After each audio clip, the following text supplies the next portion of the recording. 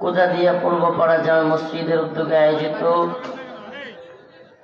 কাপাসিয়া গাজীপুরের আজকের এই ৭ম বার্ষিক ওয়াজ মাহফিলের সম্মানিত উলামায়ে কেরাম, মুরব্বিয়ানে আযম, প্রিয় যুবক ভাইরা, স্নেহের ছোট ভাই, পর্দানিশীন শ্রদ্ধেয় মা বোনেরা, আল্লাহ রাব্বুল আলামিনের দরবারে অসংখ্য অগণিত শুকরিয়া যে মহান রব্বুল আলামিন আপনাকে আমাকে কোরআন সুন্নাহ থেকে কিছু কথা বলবার এবং শুনবার তৌফিক দান করেছেন।